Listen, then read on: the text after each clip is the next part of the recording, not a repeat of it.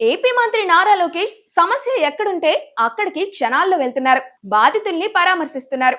ప్రభుత్వం అండగా ఉంటుందని భరోసా ఇస్తున్నారు. తాజాగా కాశీబుగ్గలో ఘటనా స్థలాన్ని పరిశీలించి ఆసుపత్రిలో చికిత్స పొందుతున్న వారిని పరామర్శించారు. ప్రభుత్వం తరపున ఎక్స్‌గ్రేషియా ప్రకటించారు. గౌరవ ముఖ్యమంత్రి గారి ఆదేశాల మేరకు చనిపోయిన ప్రతి కుటుంబానికి 15 లక్షల రూపాయలు ప్రభుత్వం తరపున ఆర్థిక సహాయం అందిస్తాం జరుగుతుంది. క్రిటికల్ గా ఇంజన్ అయిన వాళ్ళకి 3 లక్షల రూపాయలు ప్రభుత్వం ఆంధ్ర రాష్ట్ర ప్రభుత్వం అందిస్తాం జరుగుతుంది. ఈ ఘటన జరిగిన వెంటనే ప్రధానమంత్రి కార్యాలయాన్ని కూడా వివరాలు తెలియజేస్తాం జరిగింది. వాళ్ళు కూడా ఫోన్ చేసి ఏం జరిగింది, ఎలా జరిగింది అని కనుక్కుంటాం జరిగింది. గౌరవ ప్రధానమంత్రి గారు కూడా చనిపోయిన వారికి 2 లక్షల రూపాయలు, క్రిటికల్ గా ఇంజర్ అయిన వాళ్ళకి 50,000 రూపాయలు కేంద్ర ప్రభుత్వం నుంచి కూడా సహాయం అందిస్తాం కూడా జరుగుతుంది.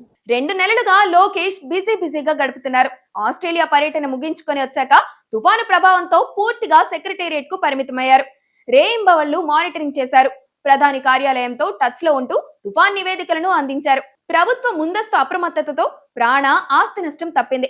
ఈ నేపథ్యంలోనే ఆయన ఫ్యామిలీకి టైం ఇవ్వాలని శుక్రవారం రాత్రే హైదరాబాద్ లోకేష్ చేరుకున్నారు. శనివారం ఉదయం కాశీబుగ్గలో విషాదం చోటు చేసుకోవడంతోనే హైదరాబాద్ నుంచి కాశీబుగ్గకు బయలుదేరారు. అక్కడ బాధిత కుటుంబాలను ఓదార్చారు.